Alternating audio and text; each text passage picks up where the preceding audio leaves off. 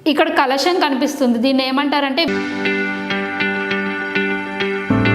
So ఈ క్రింది వాటిలో ద్రవిడియన్ ఆర్కిటెక్చర్ ఎందులో కనబడుతుందంటే మనకి హంపీలో కనబడుతుంది. ఈ టెంపుల్ ఏంటి అంటే విరూపాక్ష టెంపుల్ అన్నమాట.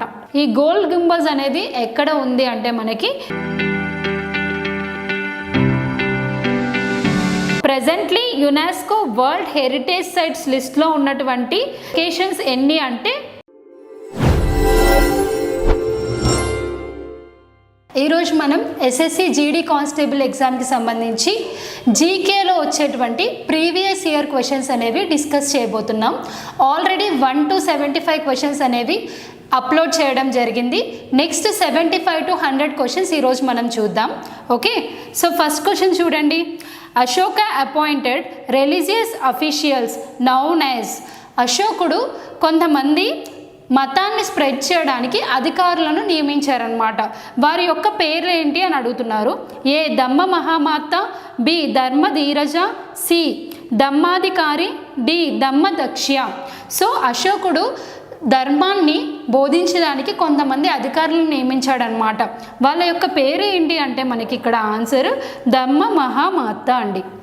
అశోకుడు ఎప్పుడైతే కళింగ యుద్ధంలో జరిగినటువంటి హింసను చూసి చలించిపోయి ఆయన ఏం చేశారు అంటే బౌద్ధ మతాన్ని స్వీకరించడం జరిగింది. బౌద్ధ మతాన్ని స్వీకరించి ధర్మాన్ని ఇతరులకు బోధించడానికి ఈ అధికారులను నియమించడం జరిగిందనమాట. ఓకే, అలాగే బౌద్ధ మతాన్ని అశోకుడు స్ప్రెడ్ చేయడానికి ఇతర దేశాలకి తన కుమారుడు అయినటువంటి మహేంద్రుడిని అలాగే కుమార్తె అయినటువంటి సంఘమిత్రను కూడా శ్రీలంకకి పంపించడం జరిగింది. Okay, see the explanation. Ashoka appointed religious officials known as Dhamma Mahamatta. And అశోకుడికి మరి ఒక పేరు ఏంటి అంటే దేవానాం పియా. ఓకే, అది కొన్ని ఎడిక్ట్స్ అంటే అశోకుడు వేయించినటువంటి శాసనాల మీద దేవానాం పియ పియదర్శి అని ఉంటుంది అనమాట. అంటే ఏంటి అంటే బిలవ్ టు ద గాడ్, అంటే దేవునికి ప్రియమైన వాళ్ళని ఏమంటారంటే దేవానాం పియ అంటారనమాట. సో అశోకునికి ఇంకొక పేరు ఏంటంటే దేవానాం పియ. ఓకే, ఈ పేరు ఓన్లీ 4 ఇన్స్క్రిప్షన్స్లో మాత్రమే ఉంటుంది అనమాట. ఆ 4 ఇన్స్క్రిప్షన్స్ ఏంటి అంటే మస్కి, బ్రాహ్మ, గిరి, అలాగే గుజ్జారా, నెట్టూర్. ఈ ఇన్స్క్రిప్షన్స్లో మాత్రమే అశోకుని యొక్క అసలు పేరు ఉంటుందన్నమాట. ఓకే, నెక్స్ట్ క్వశ్చన్ చూడండి. Bank rate is decided by which of the following agencies.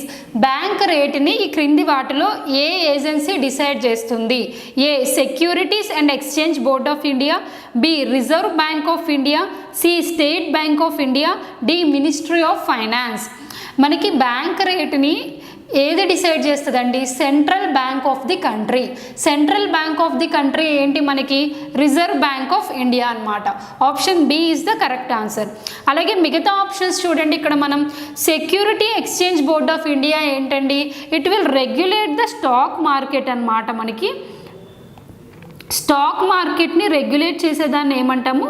SEBI, security exchange board of India. ఇది స్టాక్ మార్కెట్ని రెగ్యులేట్ చేస్తుంది ఇండియాలో. మనకి స్టేట్ బ్యాంక్ ఆఫ్ ఇండియా ఏంటి? ఒక పబ్లిక్ సెక్టార్ బ్యాంక్ అన్నమాట.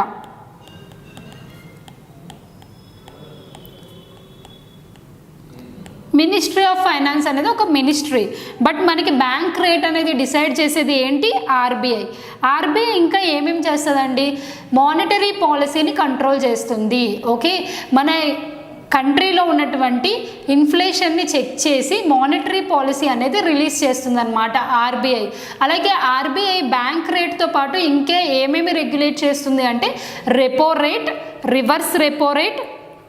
చూడండి ఇక్కడ ఆర్బీఐ మనకి బ్యాంక్ రేట్తో పాటు ఏవేవి రెగ్యులేట్ చేస్తుంది అంటే మనకి repo rate, reverse repo rate, MSF rate, CRR, అలాగే ఎస్ఎల్ఆర్. ఓకే, మనకి ఇవి ఏంటి అంటే రిజర్వ్ బ్యాంక్ ఆఫ్ ఇండియా మనకి మానిటరీ పాలసీని డిసైడ్ చేసే పార్ట్లో ఇవి భాగం అన్నమాట మనకి. ఓకే, ఎస్ఎల్ఆర్ అంటే ఏంటి అంటే స్టాట్యూటరీ లిక్విడిటీ రేషియో. ఇది ఎంత పర్సెంట్ ఉంది? 18% ఉంది. రెపో రేట్ అంటే ఏంటి అంటే మనకి రిజర్వ్ బ్యాంకులకి అంటే కమర్షియల్ బ్యాంక్స్ ఉంటాయి కదా, వాటికి లోన్స్ ఇస్తూ ఉంటుందన్నమాట. ఆ రేట్ని ఏమంటామంటే మనం రెపో రేట్ అంటాం. మరి రెపో రేట్ ఎంత ఉందండి ఇప్పుడు ప్రజెంట్ 2021లో? 4% అనేది ఉంది. రివర్స్ రెపో రేట్ అంటే ఏంటి అంటే బ్యాంకులు రిజర్వ్ బ్యాంక్ ఆఫ్ ఇండియాకి మనీ అనేది లెండింగ్కి ఇస్తాయన్నమాట. దాన్ని ఏమంటామంటే మనం రివర్స్ రెపో రేట్ అంటారు. మీరు బాగా గుర్తుపెట్టుకోండి, రెపో రేట్ కన్నా రివర్స్ రెపో రేట్ అనేది తక్కువ ఉంటుంది. ఎందుకంటే ఇవి బ్యాంకులు రిజర్వ్ బ్యాంక్ ఇస్తాయి, రెపో రేట్ అనేది రిజర్వ్ బ్యాంకు బ్యాంకులకు ఇస్తుంది అనమాట. ఓకే, అలాగే మార్జినల్ స్టాండింగ్ ఫెసిలిటీ అనే దాన్ని తీసుకొచ్చారు 2017లో. ఈ మార్జినల్ స్టాండింగ్ ఫెసిలిటీ అంటే ఏంటి అంటే షార్ట్ టర్మ్ బారోయింగ్ కోసం ఇస్తారనమాట, షార్ట్ టర్మ్ లెండింగ్. ఓకే, అంటే బ్యాంకుల దగ్గర లిక్విడిటీ అంతా అయిపోయినప్పుడు షార్ట్ టర్మ్ లెండింగ్ కోసం రిజర్వ్ బ్యాంక్ ఆఫ్ ఇండియా దగ్గర ఇంట్రెస్ట్కి మనీ అనేది తీసుకుంటాయి అన్నమాట. ఏవి? Commercial banks. దాన్ని ఏమంటామంటే మార్జినల్ స్టాండింగ్ ఫెసిలిటీ అంటాం. ఈ మార్జినల్ స్టాండింగ్ ఫెసిలిటీ అనేది రెపో రేట్ కన్నా ఎక్కువ ఉంటుంది అన్నమాట. దీన్నే ఏమంటారు? ఎంఎస్ఎఫ్ని ఏమంటాము అంటే పీనల్ రేట్ అని కూడా అంటారు అన్నమాట.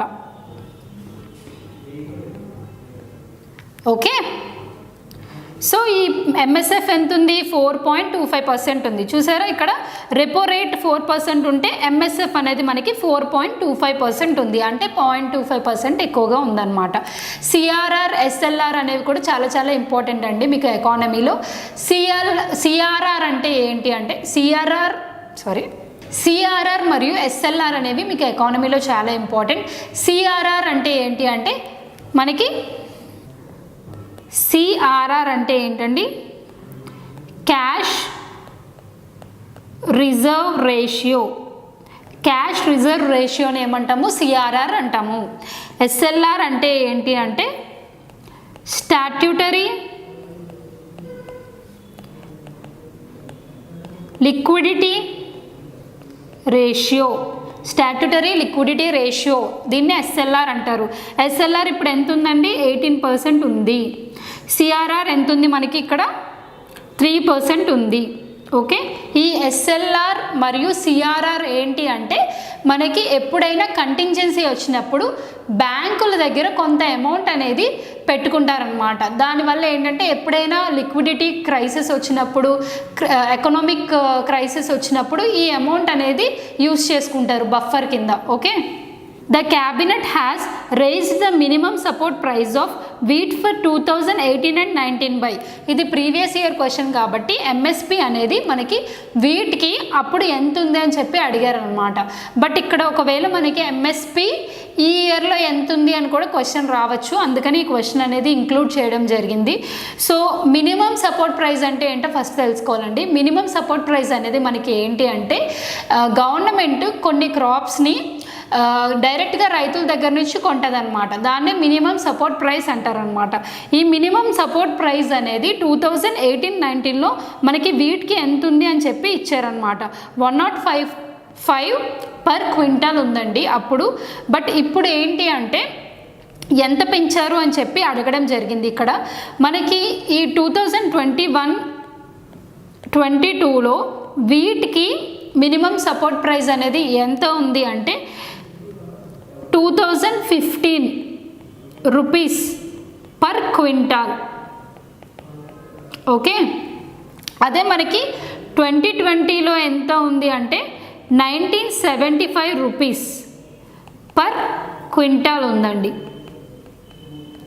అదే ఈ క్వశ్చన్లో ఎంత పెరిగింది అంటే 40 రూపీస్ అనేది పెరిగిందనమాట. మనకి 2020 నుంచి 2021కి మనకి ఈ ప్రైస్ అనేది ఎంత పెరిగింది అంటే 40 రూపీస్ అనేది ఇంక్రిమెంట్ అయ్యిందండి.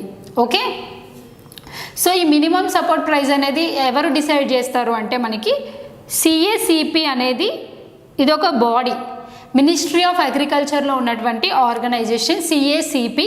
ఇది మనకి ఎంఎస్పి అనేది మినిమం సపోర్ట్ ప్రైస్ అనేది డిసైడ్ చేయడానికి రికమెండేషన్స్ అనేది ఇస్తుందన్నమాట. ఓకే, ఇక్కడ చూడండి, క్యాబినెట్ అనేది 105 రూపీస్ పర్ క్వింటాల్ అనేది పెంచడం జరిగింది. ఎప్పుడు 2018 అండ్ 19లో. ఇప్పుడు ఎంత పెంచింది అంటే 40 రూపీస్ పెంచింది 2020కి 2021కి. ఓకే, 2020కి 2021కి వీట్ ప్రైస్ అనేది 40 రూపీస్ అనేది పెరిగింది. ఓకే, దీని ఎంఎస్పి ఎప్పుడు అనౌన్స్ చేశారంటే ఫస్ట్ టైం ఇండియాలో 1966-67. ఇది బాగా గుర్తుపెట్టుకోవాలండి. మినిమం సపోర్ట్ ప్రైస్ అనేది మనకి ఎప్పుడు ఇండియాలో ఫస్ట్ టైం ఇంట్రడ్యూస్ చేశారంటే 1966-67లో.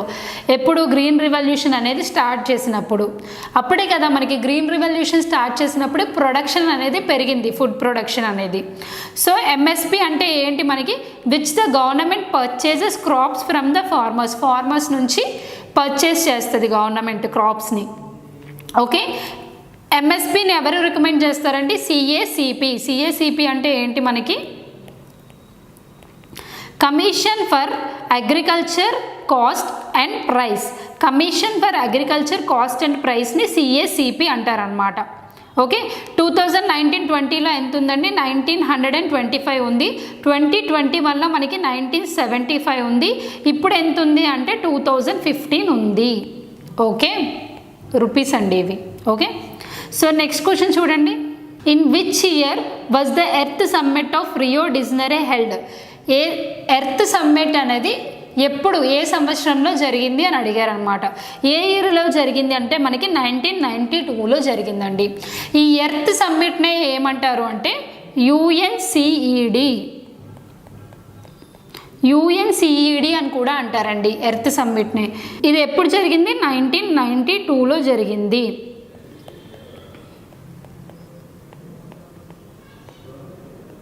యుఎన్సిఈడి అంటే ఏంటి అంటే united nations conference on environment and development.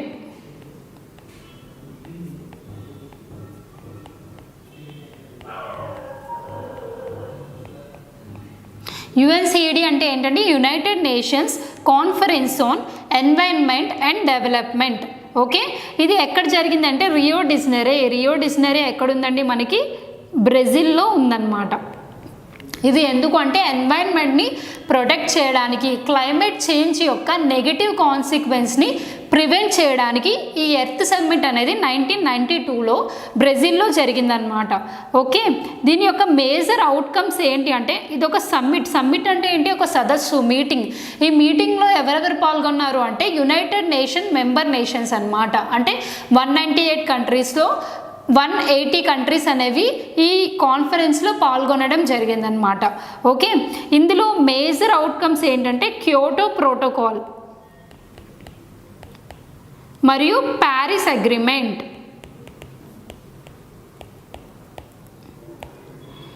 ఇవేంటి అంటే ఎమిషన్స్, ఏవైతే కార్బన్ ఎమిషన్స్ ఉన్నాయో, గ్రీన్ హౌస్ గ్యాస్ ఎమిషన్స్, వాటిని తగ్గించడానికి ఈ Kyoto protocol and Paris agreement అనేవి జరిగాయి అన్నమాట. ఎక్కడ, earth summit Rio de Janeiro. Okay, earth summit Rio de Janeiro is in Brazil. June 3 నుంచి జూన్ 14 వరకు జరిగాయి ఇవి 1992లో. Okay, united nation conference on environment డెవలప్మెంట్ని ఏమంటాం మనము, ఎర్త్ సమ్మిట్ అని కూడా అంటారనమాట. ఇది ఎందుకంటే it is a platform for other member states to collaborate. Pandit Bhimsen Joshi is also noun as Pandit Bhimsen Guruji Joshi, associated with which tradition of classical music. ఈ పండిత్ భీమ్సేన్ జోషి అనే వ్యక్తి ఈ క్రింది వాటిలో ఏ క్లాసికల్ మ్యూజిక్కి చెందిన వ్యక్తి అని అడుగుతున్నారు మనకి. A qawwali, B thumri, C Carnatic, D Hindustani. ఈయన దేనికి సంబంధించిన వ్యక్తి అంటే హిందుస్థానీ మ్యూజిక్కి సంబంధించినటువంటి వ్యక్తి అండి. ఎందుకంటే ఈయన హిందుస్థానీ మ్యూజిక్లో చేసినటువంటి కృషికి ఈయనకి చాలా అవార్డ్స్ కూడా వచ్చాయన్నమాట. చూడండి, Pandit Bhimsen Joshi he is associated with Hindustani tradition of classical music అనమాట. హిందుస్థానీ మ్యూజిక్లో బేసిక్గా ఈయనకి ఏ అవార్డ్స్ వచ్చాయంటే సంగీత్ నాటక్ అకాడమీ ఫెలోషిప్ అవార్డు వచ్చింది. అలాగే ఈయనకి India's national academy for music, dance and drama సంబంధించినటువంటి అవార్డ్స్ వచ్చాయి. Okay. And Bharat Ratna award కూడా ఈయనకి వచ్చింది, India's highest civilian honour. Bharat Ratna award కూడా వచ్చిందనమాట. He's a famous person, he's related to Hindustani music. Okay. See the next question.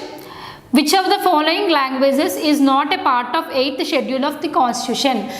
8th schedule of constitution లో లేని language ఏమిటి అని అడుగుతున్నారు కింది వాటిలో.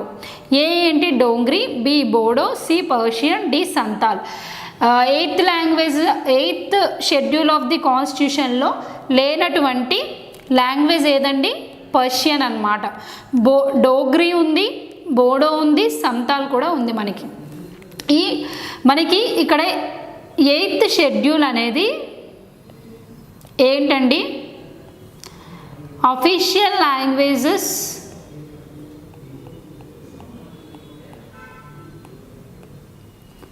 Of India. ఈ 8th షెడ్యూల్లో రికగ్నైజ్ చేసినటువంటి లాంగ్వేజెస్ ఎన్నండి? మనకి 22 లాంగ్వేజెస్. కాన్స్టిట్యూషన్లోని 8th షెడ్యూల్లో 22 లాంగ్వేజెస్ గురించి అఫీషియల్గా రికగ్నిషన్ ఉందన్నమాట. ఓకే. అఫీషియల్ రికగ్నిషన్ లేని లాంగ్వేజ్ ఏంటి అంటే మనకి పర్షియన్. ఈ డోగ్రీ, బోడో, సంతాల్ అనేది ఏ కాన్స్టిట్యూషన్ అమెండ్మెంట్ యాక్ట్ ద్వారా యాడ్ చేశారు అంటే 92nd కాన్స్టిట్యూషన్ అమెండ్మెంట్ యాక్ట్. ఈ 92nd కాన్స్టిట్యూషన్ అమెండ్మెంట్ యాక్ట్ 2003 ద్వారా మనకి డోగ్రీ, బోడో అండ్ సంతాలి 3 లాంగ్వేజెస్ని యాడ్ చేయడం జరిగిందనమాట. Persian language is not a part of 8th schedule of the constitution. 8th schedule of the కాన్స్టిట్యూషన్లో ఎన్ని లాంగ్వేజెస్ ఉన్నాయి? మనకి 22 లాంగ్వేజెస్ ఉన్నాయి. అవి ఏంటి అంటే Assamese, Bengali, Gujarati, Hindi, Kannada and so on. Persian is a Western Iranian language. It is the Iranian branch of Indo-Iranian subdivision of the Indo-European language. అంటే Persian language అనేది యూరోపియన్ లాంగ్వేజెస్కి సంబంధించినది. అండ్ ఇది ఎక్కడ అఫీషియల్ లాంగ్వేజ్ అంటే ఆఫ్ఘనిస్తాన్, తజికిస్తాన్ మరియు ఈ పర్షియన్ లాంగ్వేజ్ అనేది ఎక్కువగా ఎక్కడ యూజ్ చేస్తారు అంటే మనకి ఆఫ్ఘనిస్తాన్, తజికిస్తాన్లో ఎక్కువగా యూజ్ చేస్తారనమాట. ఇక్కడ ఇంపార్టెంట్ పాయింట్ ఏంటంటే English is also official language of India, but it is not recognized under the 8th schedule of the constitution అనమాట. ఇంగ్లీష్ మనకి అఫీషియల్ లాంగ్వేజ్, కానీ ఇది 8th షెడ్యూల్ ఆఫ్ ది కాన్స్టిట్యూషన్లో లేదు. ఓకే. సో 7th క్వశ్చన్ చూడండి. The Jnanpith award is given for excellence in which of the following field. Jnanpith award అనేది ఎందుకోసం ఇస్తారు అని చెప్పి అడుగుతున్నారు ఇక్కడ మనకి. A medicine, B social work, C literature, D cinema. Jnanpith award అనేది ఎందుకు ఇస్తారండి? లిటరేచర్లో చేసినటువంటి ఎక్సలెన్స్ గాను ఇస్తారనమాట. మనకి జ్ఞాన్పీఠ్ అవార్డ్ అనేది ఎందుకు ఇస్తాము? It is given for the excellence in literature in fields. అసలు జ్ఞాన్పీఠ్ అవార్డ్ని ఎప్పుడు స్టార్ట్ చేశారు అంటే మనకి 1965లో ఫస్ట్ జి శంకర కురూప్ గారికి ఇవ్వడం జరిగిందనమాట. ఇది ఎందుకు ఇస్తారు? లిటరేచర్. ఓకే, బాగా గుర్తుపెట్టుకోండి. Literature Jnanpith award is a literary award presented by the Bharatiya Jnanpith organization. Bharatiya Jnanpith organization అనేది ఈ జ్ఞానపీఠ్ అవార్డు అనేది ఇస్తుందన్నమాట. ఫస్ట్ ఎవరికి ఇచ్చారు? G Sankara Kurup. Okay. First women ఎవరు అంటే మనకి ఆశాపూర్ణాదేవి. ఈమె బెంగాలీ రైటర్. ఈమెకి ఎప్పుడు ఇచ్చారు? 1976లో ఇవ్వడం జరిగింది. ఇందులో విన్నర్కి ఏమేమి ఇస్తారంటే 11 lakhs cash prize plus bronze replica of goddess Saraswati. Saraswatidevi bronze విగ్రహం అనేది ఇస్తారనమాట. Okay. See the next question. Which one of the following countries is not member of BASIC group. ఈ క్రింది వాటిలో బేసిక్ గ్రూప్కి సంబంధించి మెంబర్ కానిది ఎవరు అని అడుగుతున్నారు. A south Africa, B China, C Brazil, D Kenya. మనకి ఇందులో మెంబర్ కాని వాళ్ళు ఎవరు అంటే మనకి కెన్యా అండి. ఓకే. బేసిక్ అంటే అసలు ఏంటి? బేసిక్ అంటే ఏంటి అంటే బి అంటే మనకి బ్రెజిల్, ఎస్ఏ అంటే ఏంటి అంటే సౌత్ ఆఫ్రికా. ఓకే. ఐ అంటే ఏంటి? ఇండియా. సి అంటే ఏంటి? చైనా. సో ఈ బేసిక్ గ్రూప్లో లేనిది ఏంటి మనకి కెన్యా అన్నమాట. ఈ బేసిక్ అనే గ్రూప్ ఎందుకు అంటే మనకి ఎన్వైరన్మెంట్ని ప్రొటెక్ట్ చేయడానికి బేసిక్ అనే గ్రూప్ అనేది ఏర్పడింది అనమాట. Okay, Kenya is not a member of BASIC group. బేసిక్లో ఎవరున్నారు? Brazil, south Africa, India and China. ఇది ఎప్పుడు ఏర్పడింది? 2009లో ఏర్పడింది అనమాట. బేసిక్ అంటే ఏంటి అంటే it is a group of nations working together to fight climate change. Climate చేంజ్ని దాని యొక్క నెగిటివ్ ఇంపాక్ట్స్ని ప్రివెంట్ చేయడానికి ఏర్పడినటువంటి ఒక గ్రూప్ అన్నమాట. ఓకే, ఈ 2018లో ఈ గ్రూప్ యొక్క మీటింగ్ అనేది న్యూఢిల్లీలో జరిగింది. బట్ మనకి ఇప్పుడు ఇక్కడ ఇంపార్టెంట్ది ఏంటి అంటే బేసిక్ గ్రూప్తో పాటు మనం గుర్తుపెట్టుకోవాల్సిన ఇంపార్టెంట్ థింగ్ ఆస్పెక్ట్స్ ఏంటి అంటే మనకి కొన్ని గ్రూపింగ్స్ ఉంటాయి. మల్టీలేటరల్ గ్రూపింగ్స్ అంటే డిఫరెంట్ కంట్రీస్ మనకి ఇంటర్నేషనల్ పరంగా చూస్తే కొన్ని గ్రూపింగ్స్ అనేవి చాలా ఇంపార్టెంట్. అందులో ఇంపార్టెంట్ గ్రూప్స్ ఏంటి అంటే మనకి బ్రిక్స్, సార్క్, ఎస్సీఓ అంటే Shanghai cooperation organization and BIMSTEC. మీరు ఈ గ్రూపింగ్స్ ఇంటర్నేషనల్ గ్రూపింగ్స్ గురించి చదువుకునేటప్పుడు ఈ 4 కూడా చదువుకోవాలన్నమాట. ఈ బ్రిక్స్ అనేది ఏంటి మనకి Brazil, Russia, India, China and south Africa. SAARC అంటే ఏంటంటే south Asian association for regional and economic cooperation అన్నమాట. ఎస్సీఓ అంటే ఏంటి షాంఘై కోఆపరేషన్ ఆర్గనైజేషన్. బిమ్స్టెక్ అంటే ఏంటి మనకి bay of Bengal initiative for multi sectoral technical economic cooperation అన్నమాట. ఓకే, సో ఇవి కూడా మీరు ప్రిపేర్ అవ్వండి. వీటిలో ఉన్నటువంటి కంట్రీస్ కూడా మీరు బాగా గుర్తుపెట్టుకోవాలి. ఓకే, 9th క్వశ్చన్ చూడండి. Which of the following heritage sites shows the Dravidian style of architecture. అంటే ద్రవిడియన్ స్టైల్ ఆఫ్ ఆర్కిటెక్చర్ అనేది ఈ క్రింది వాటిలో ఏ టెంపుల్ ఆర్కిటెక్చర్లో కనిపిస్తుంది? A Konark, B Bodh Gaya, C Akshardham, D Hampi. Dravidian style of architecture అంటే ఏంటండి? బేసిక్గా ఎక్కువగా హైయెస్ట్ గోపురాస్ కానీ ఇక్కడ పిక్చర్లో చూడండి మీరు, ఇక్కడ కలశం కనిపిస్తుంది. దీన్ని ఏమంటారంటే విమాన అంటారనమాట. ఇది రాజగోపురం అంటారు. ఇది ఎంట్రన్స్, ఓకే, ద్వారా అన్నమాట. సో ఇవన్నీ ఎక్కడ కనిపిస్తాయి మనకి అంటే ద్రవిడియన్ స్టైల్ ఆఫ్ ఆర్కిటెక్చర్లో కనిపిస్తాయి అన్నమాట. సో ఈ క్రింది వాటిలో ద్రవిడియన్ ఆర్కిటెక్చర్ ఎందులో కనబడుతుంది అంటే మనకి హంపీలో కనబడుతుంది. ఈ టెంపుల్ ఏంటి అంటే విరూపాక్ష టెంపుల్ అన్నమాట. విరూపాక్ష టెంపుల్ ఇది ఎక్కడుందంటే మనకి కర్ణాటకలో ఉంది. ఓకే, ఈ హంపి అంటే ఏంటంటే ఒక గ్రూప్ ఆఫ్ టెంపుల్స్ ఉంటాయి హంపీలో మనకి. విరూపాక్ష టెంపుల్, హజారే రామస్వామి టెంపుల్, ఇవన్నీ హంపి అంటారనమాట. ఓకే, ఎక్కడున్నాయంటే మనకి కర్ణాటకలో ఉన్నాయి. ఇక్కడ రిమైనింగ్ చూడండి, కోనార్క్ టెంపుల్ ఏంటి సన్ టెంపుల్ అనమాట. ఎక్కడుంది అది మనకి ఒడిశాలో ఉంది. బోధ్గయ ఎక్కడుంది మనకి బీహార్లో ఉంది. అక్షర్ధామ్ ఎక్కడుంది మనకి న్యూఢిల్లీలో ఉంది. Okay, Hampi heritage site depicts Dravidian style of architecture. Hampi is also referred as the group of monuments. Okay, it is UNESCO world heritage site located in Karnataka. ఇది యునెస్కో వరల్డ్ హెరిటేజ్ సైట్ అండి. యునెస్కో వరల్డ్ హెరిటేజ్ సైట్ అనేది మనకి every year కొన్ని నగరాల్ని లేదా టెంపుల్స్ని UNESCO heritage sites కింద declare చేస్తుంది అనమాట.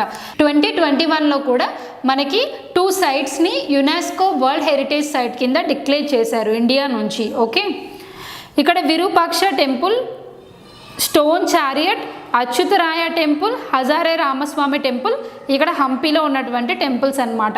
2021లో 2 సైట్స్ని యునెస్కో వరల్డ్ హెరిటేజ్ సైట్ కింద డిక్లేర్ చేశారు అని చెప్పాను కదా. అవి ఏంటి అంటే మనకి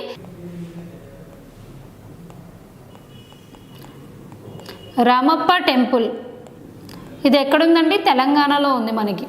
ఓకే, ఈ రామప్ప టెంపుల్నే మనం 1000 స్తంభాల గుడి అంటారు. వరంగల్లో ఉంది, స్పెసిఫిక్గా అయితే తెలంగాణ స్టేట్లో ఉంది. దీంతో పాటు మనకి దోలవీర ధోలవీర ఇది ఎక్కడుంది అంటే మనకి గుజరాత్లో ఉందన్నమాట. ఇది ఏంటి అంటే హరప్పన్ సైట్ అన్నమాట. దీన్ని కూడా యునెస్కో వరల్డ్ హెరిటేజ్ సైట్ కింద డిక్లేర్ చేయడం జరిగింది. 10th క్వశ్చన్ చూడండి. The Gol Gumbaz is located in. Gol Gumbaz అనేది ఒక కట్టడం, ఇది ఎక్కడ ఉంది అని అడుగుతున్నారు. A Bijapur, B Bidar, C Daulatabad, D Hyderabad. ఈ గోల్ గుంబజ్ అనేది ఎక్కడ ఉంది అంటే మనకి బీజాపూర్లో ఉంది. బీజాపూర్ అంటే ఏంటంటే కర్ణాటకలో ఉందన్నమాట. Gol Gumbaz is located in Bijapur. It is the tomb of king Mohammed Adil Shah. Mohammed Adil Shah యొక్క సమాధి అన్నమాట ఈ గోల్ గుంబజ్ అనేది. గోల్ గుంబజ్ అంటే ఏంటంటే, గోల్ అంటే ఏంటి మనకి సర్క్యులర్ అన్నమాట హిందీలో. గోల్ గుంబజ్ అంటే ఏంటంటే సర్క్యులర్ డోమ్. ఓకే, ఇక్కడ స్పెషాలిటీ ఏంటి అంటే ఈ గోల్ గుంబజ్ దగ్గరికి వచ్చి మనము ఏదైనా మాట్లాడామనుకోండి అది మళ్ళీ రీసౌండ్ మనకి వినిపిస్తుంది అన్నమాట. It is called the whispering gallery because when one whispers lingering echo of the whisper is heard in the opposite corner. ఒక సైడ్ నుంచి మనం కనుక సౌండ్ చేస్తే ఆపోజిట్ కార్నర్లో ఆ సౌండ్ అనేది మనం వినొచ్చు. ఓకే, 12th క్వశ్చన్ చూడండి. Adapt A heritage Apni ధరోర్ అపనీ Pehchaan is the initiative of. ఈ ఇనిషియేటివ్ అనేది ఏ మినిస్ట్రీది అని అడుగుతున్నారు. ఏ Indian council of historical research, B ministry of tourism, C archaeological survey of India, D ministry of culture. ఈ అడాప్ట్ హెరిటేజ్ అనే initiative అనేది ఎవరిది అంటే మినిస్ట్రీ ఆఫ్ టూరిజం అండి. ఇక్కడ స్పెసిఫిక్గా మనకి ministry of culture and archaeological survey కూడా ఈ మినిస్ట్రీ ఆఫ్ టూరిజంతో కలిసి ఈ ఇనిషియేటివ్ని లాంచ్ చేయడం జరిగింది. బట్ స్పెసిఫిక్గా ఇక్కడ ఏ మినిస్ట్రీది అని అడిగాడు కాబట్టి ministry of tourism is the correct answer అనమాట. Adopt heritage Apni Dharohar and Apni Pehchaan is the initiative of ministry of tourism and it is a collaborative effort. ఈ ఇనిషియేటివ్ మినిస్ట్రీ ఆఫ్ టూరిజంది, but it is a collaborative effort between the ministry of culture and archaeological survey of India అనమాట. ఈ adapt heritage site ఏంటంటే కొన్ని public sector companies అనేవి వాటి దగ్గరలో ఉన్నటువంటి హిస్టారికల్ టెంపుల్స్ని కానీ హెరిటేజ్ సైట్స్ని కానీ అడాప్ట్ చేసుకుంటాయి అన్నమాట. అంటే దానికి సంబంధించినటువంటి మెయింటెనెన్స్ అంతా పబ్లిక్ సెక్టార్ కంపెనీస్ కానీ ప్రైవేట్ కంపెనీస్ కానీ ఇండివిజువల్స్ కానీ దాని యొక్క మెయింటెనెన్స్ అనేది చూసుకుంటారనమాట. అంటే ఆ హెరిటేజ్ సైట్ ఏదైతే ఉంటుందో ఆ హెరిటేజ్ సైట్ యొక్క మెయింటెనెన్స్లోకి ఏమొస్తాయండి, అక్కడ డ్రింకింగ్ వాటర్ ఫెసిలిటీస్ కానీ శానిటేషన్ కానీ ఇవన్నీ చూసుకుంటాయి అన్నమాట. దాన్నే ఏమంటాం మనము అడాప్ట్ హెరిటేజ్ అంటాం అన్నమాట. ఓకే, ఇక్కడ మెయిన్ ఇంకో ఇంపార్టెంట్ థింగ్ ఏంటి అంటే మాన్యుమెంట్ మిత్ర అన్నమాట. See the next question. 13th question చూడండి. Land and sea breeze are caused due to. Land and sea breeze అనేది ఎందుకు వస్తుంది? A convection, B acclimatisation, C radiation, D conduction. ఈ ల్యాండ్ అండ్ సీ బ్రీజ్ అనేది దేని వలన జరుగుతుంది అంటే మనకి ఇక్కడ కన్వెక్షన్ అండి. కన్వెక్షన్ వల్ల ల్యాండ్ సీ బ్రీజ్ అనేది ట్రాన్సిషన్స్ అనేవి జరుగుతాయి అన్నమాట. ఈ కన్వెక్షన్ అంటే ఏంటంటే it is the process of heat transfer by the bulk movement of molecules within fluid and gases. అంటే మనకి ఈ గాలిలో ఉన్నటువంటి మాలిక్యూల్స్ ఏవైతే ఉంటాయో అవి ఒక ఎక్కువ ప్లేస్ నుంచి అంటే హై కాన్సన్ట్రేషన్ నుంచి లో కాన్సన్ట్రేషన్కి మూవ్ అవుతాయి అన్నమాట. దీన్నే ఏమంటామంటే కన్వెక్షన్ ఫినామినా అంటాం అన్నమాట. ఈ ల్యాండ్ సీ బ్రీజ్ ఫినామినాలో మనకి కన్వెక్షన్ అనేది యూజ్ అవుతుంది ఎక్కువగా. ఓకే, అందుకే మనకి ఈ కన్వెక్షన్ మూలంగానే ల్యాండ్ అనేది తొందరగా వేడెక్కుతుంది, అలాగే తొందరగా చల్లబడుతుంది. కానీ వాటర్ అనేది మనకి ఎక్కువ టైం పడుతుంది హీట్ ఎక్కడానికి, అలాగే అది కూల్ అవ్వడానికి కూడా మనకి ఎక్కువ టైం పడుతుంది అనమాట. ఫర్ ఎగ్జాంపుల్ మీరు సముద్రాలు చూసుకున్నట్లయితే ఎక్కువ టైం పడుతుంది మనకి వేడిగా అవ్వడానికి వాటర్ అనేది. అదే మనకి చల్లబడడానికి ఎక్కువ టైం పడుతుంది దానికి కూడా. అదే ల్యాండ్ అయితే మనకి తక్కువ టైం పడుతుంది అనమాట. 14th క్వశ్చన్ చూడండి. Do or die was the slogan of which famous movement in India. ఈ డూ ఆర్ డై స్లోగన్ అనేది ఏ మూమెంట్ మూమెంట్లో అంటే ఇండియన్ నేషనల్ మూమెంట్లో ఎందులో వచ్చింది? Quit India movement, civil disobedience movement, non cooperation movement, Rowlatt movement. Very simple question. ఈ do or die నినాదాన్ని ఎవరిచ్చారంటే మనకి గాంధీజీ ఇవ్వడం జరిగింది. ఏ మూమెంట్లో భాగంగా ఇచ్చారు అంటే మనకి క్విట్ ఇండియా మూమెంట్లో భాగంగా ఈ డూ ఆర్ డై స్లోగన్ అనేది గాంధీ ఇవ్వడం జరిగిందనమాట. ఈ క్విట్ ఇండియా మూమెంట్ ఏ ఇయర్లో జరిగిందని కూడా అడుగుతారు మనకి 1942లో. ఓకే. సివిల్ డిసోబీడియన్స్ మూమెంట్ ఎప్పుడు జరిగింది? 1930లో. నాన్ కోఆపరేషన్ మూమెంట్ మీకు 1922. రౌలత్ సత్యాగ్రహ ఎప్పుడు జరిగిందంటే మీకు 1919. ఓకే. చూడండి, Mahatma Gandhi gave do or die call to the people of India in the national movement to make British quit. Okay. Next question చూడండి. Which Indian city is the first to make it to the UNESCO world heritage list? UNESCO world heritage లిస్ట్లోకి వెళ్ళినటువంటి first city ఏంటి అని అడుగుతున్నారు. ఏది అంటే మనకి అహ్మదాబాద్ అనమాట.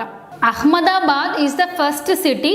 It was went to the united heritage sites list అనమాట. Okay. It is a 600-year-old walled city of Ahmedabad founded by Ahmad Shah. It was declared as India's first heritage city on 9th July 2017. Okay. Presently ఎన్ని ఉన్నాయండి? 38 కాదు, ఇప్పుడు ఇంకా రీసెంట్గా 2 add అయ్యాయి. So presently UNESCO world heritage sites లిస్ట్లో ఉన్నటువంటి locations ఎన్ని అంటే 40 అండి. ఓకే. రీసెంట్గా యాడ్ అయినటువంటి 2 ఏంటి అంటే రమప్ప టెంపుల్, మనకి వరంగల్లో ఉన్నటువంటి రమప్ప టెంపుల్. అలాగే ఇది ఏంటి అంటే మనకి ధోలవీరా అన్నమాట. గుజరాత్లో ఉన్నటువంటి ధోలవీరా ఇదేంటి అంటే మనకి Harappan site. Okay. See the next question. Dodabetta is the highest peak of which of the following mountain ranges? A. Vindhya, B. Satpura, C. Aravali, D. Nilagiri. So ఈ దొడబెట్ట అనేది ఎక్కడ ఉంది, ఏ రేంజెస్లో ఉంది అంటే మనకి నీలగిరి అండి. Okay. Doddabetta is the highest peak in the Nilgiri ranges అన్నమాట. Okay. మనకి వెస్ట్రన్ ఘాట్స్లో ఉన్నటువంటి హయ్యెస్ట్ పీక్ ఏది అంటే మనకి దొడబెట్ట అండి. అదే ఈస్టర్న్ ఘాట్స్లో అడిగినట్లయితే అంటే ఈస్టర్న్ ఘాట్స్లో కనుక అడిగినట్లయితే మనకి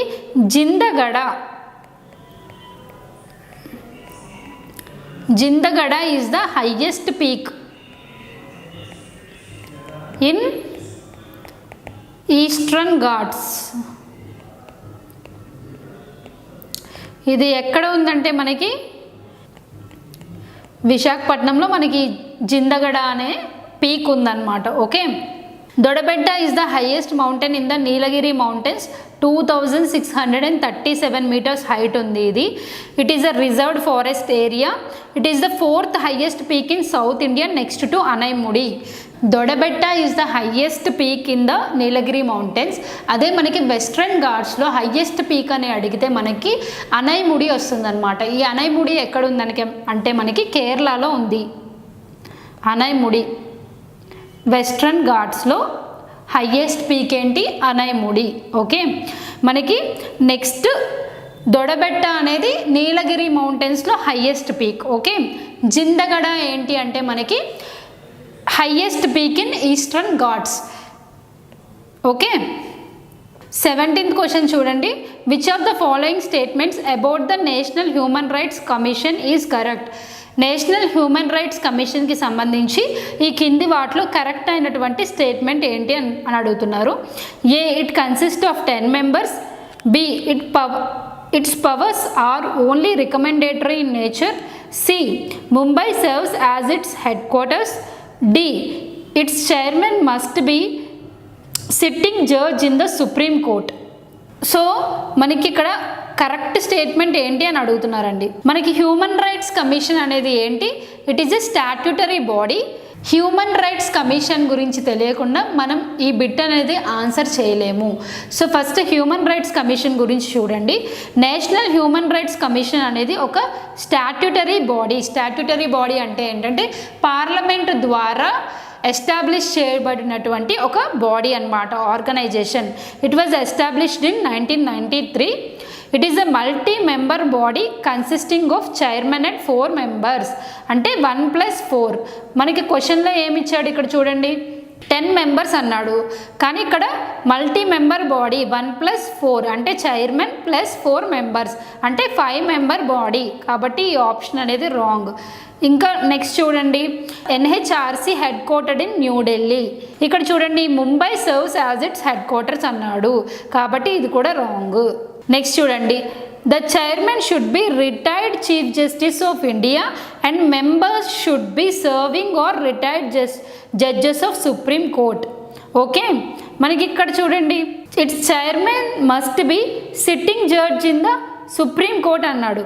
మనకేమి ఇచ్చాడు ఇక్కడ, చీఫ్ జస్టిస్ అయి ఉండాలి అని చెప్పి ఇచ్చారు, కాబట్టి మనకి ఇది రాంగ్ అన్నమాట. The functions of the commissions are mainly recommendatory in nature. So this is the correct one. ఇక్కడ మనకి కరెక్ట్ ఆన్సర్ ఏంటండి, its powers are only recommendatory in nature.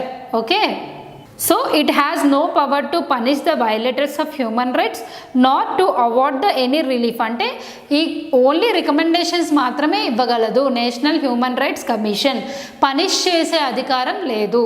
Okay, 18th question చూడండి, the king Khalid international airport serves which country. King Khalid international airport అనేది ఏ కంట్రీలో ఉంది అని చెప్పి మనకి అడగడం జరిగిందనమాట.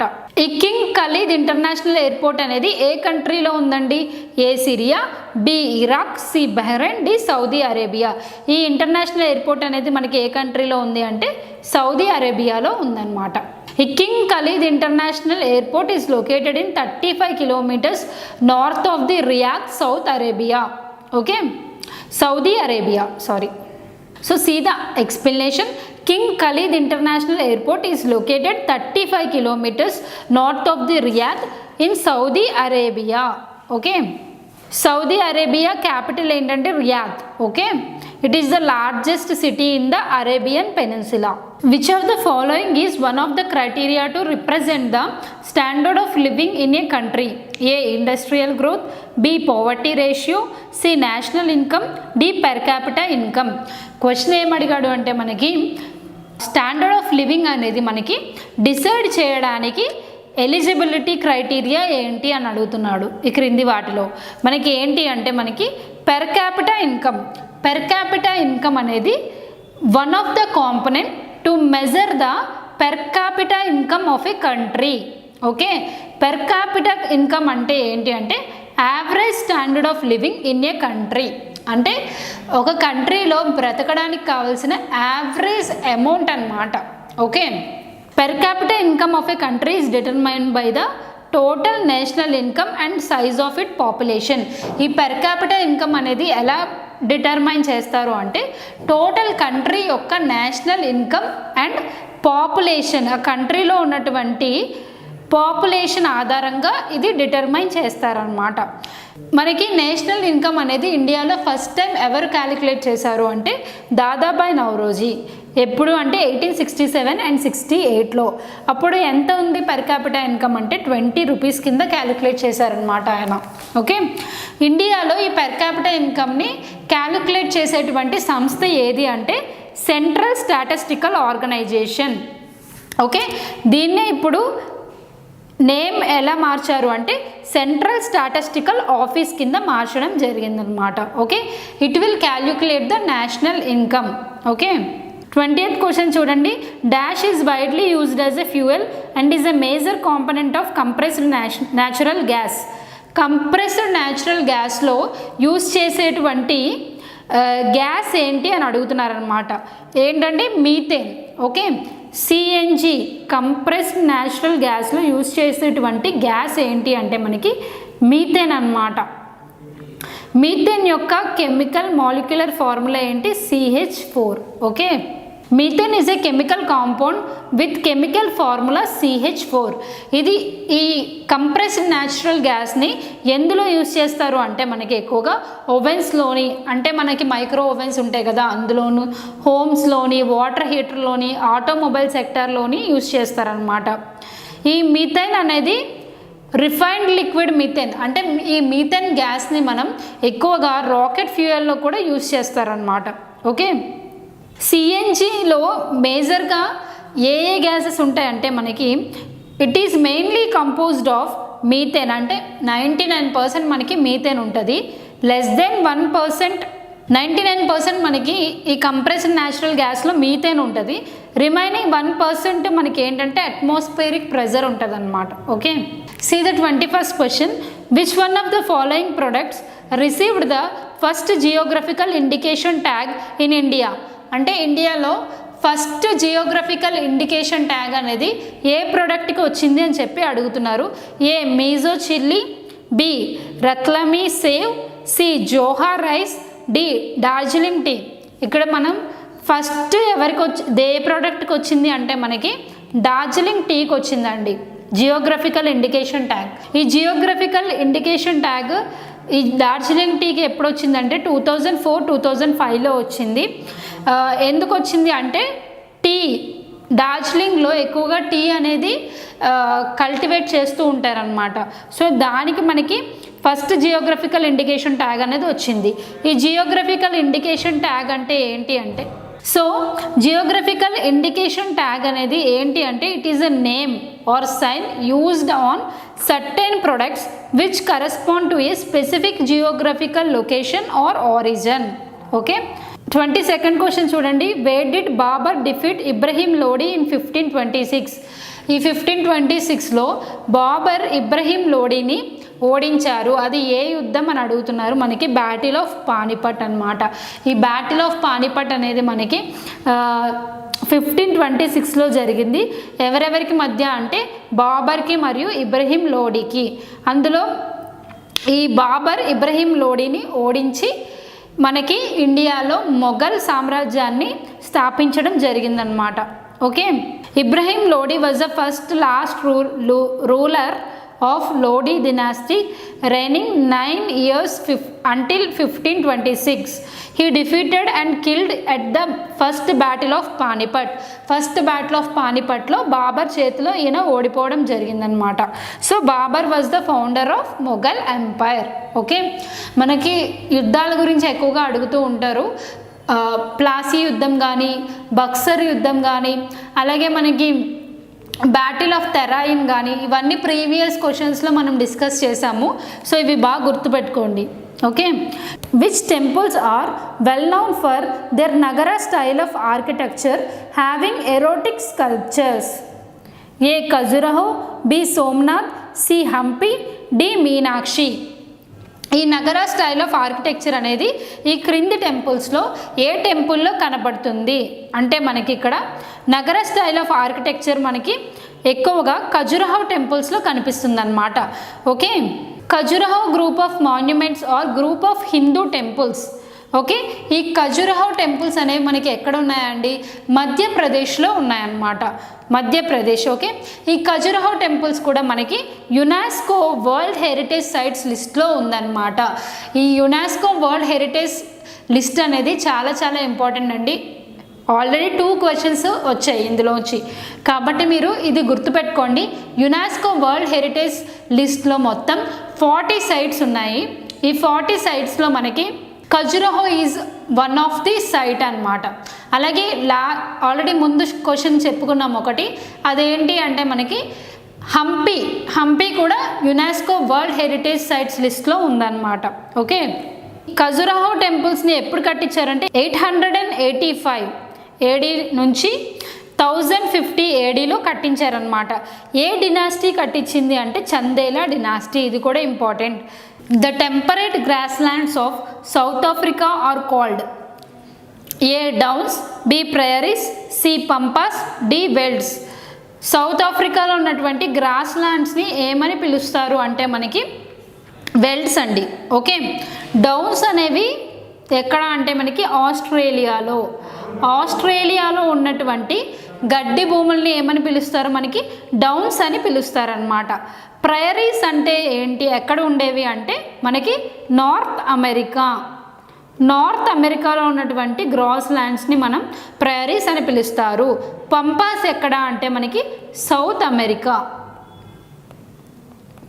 ఓకే, మనకి ఆఫ్రికాలో ఉన్నటువంటి గ్రాస్ ల్యాండ్స్ని ఏమని పిలుస్తామంటే బెల్ట్స్ అని పిలుస్తాము. అలాగే సవాన్నా కూడా పిలుస్తాం అనమాట, సవాన్నా అని కూడా పిలుస్తాం. Okay, temperate grass lands of south Africa or called belts. Okay, ఇవి ఏంటి అంటే 600 మీటర్స్ టు 700 మీటర్స్ హైట్లో ఉంటాయి అన్నమాట. It was the name given by Dutch settlers ఎవరైతే సెటిల్ అయ్యారో సౌత్ ఆఫ్రికాలో వాళ్ళు ఈ గ్రాస్ ల్యాండ్స్కి వెల్డ్ అనే నేమ్ అనేది ఇచ్చారనమాట. వెల్డ్స్ ఎక్కువగా ఎక్కడుంటాయంటే మనకి వెస్ట్ ఆఫ్ కలహరీ డిజర్ట్ మనకి ఎక్కడుంది, మనకి సౌత్ ఆఫ్రికాలో ఉందన్నమాట. ఓకే, 25th క్వశ్చన్ చూడండి. The prestigious Laurus world sports awards was given to the Indian athlete. Laurus world sports awards అనేవి ఈ క్రింది వాటిలో ఏ ఇండియన్ అథ్లెట్కి వచ్చింది అని చెప్పి అడిగారు. మనకి ఇది 2018లో ఇచ్చిన క్వశ్చన్ కాబట్టి వినేష్ పొగట్కి వచ్చిందనమాట. ఓకే, 2018లో మనకి Vinesh Phogat has become the first Indian athlete to be nominated for the Laureus world sports awards అనమాట. అదే మనకి ఈ క్వశ్చన్ అనేది యూపీఎస్సీలో కూడా అడగడం జరిగిందండి. యూపీఎస్సీ సివిల్ సర్వీసెస్ ఎగ్జామినేషన్లో మనకి రీసెంట్ ఎగ్జామినేషన్లో ఈ లారెస్ స్పోర్ట్స్ అవార్డ్స్కి సంబంధించి ఒక క్వశ్చన్ అనేది వచ్చిందనమాట. ఈ లారెస్ స్పోర్ట్స్ అవార్డ్ అనేది ఇంటర్నేషనల్ స్పోర్ట్స్ అవార్డు. ఇది ఎక్కువగా ఎవరికి వచ్చింది అని చెప్పి క్వశ్చన్ అడిగాడు. రోజర్ ఫెదరర్ ఫుట్బాల్ ఆటగాడు. ఈయనకి 5 times ఈ లారెస్ స్పోర్ట్స్ అవార్డ్ అనేది వచ్చిందనమాట. Okay, Laurus world sports award is A annual award ceremony honouring the sports person and teams. మనకి ఇప్పుడు ఈ 2021లో ఈ లారెస్ స్పోర్ట్స్ అవార్డు ఎవరికి వచ్చిందంటే మెన్ కేటగిరీలో వచ్చింది ఎవరికి అంటే మనకి రఫెల్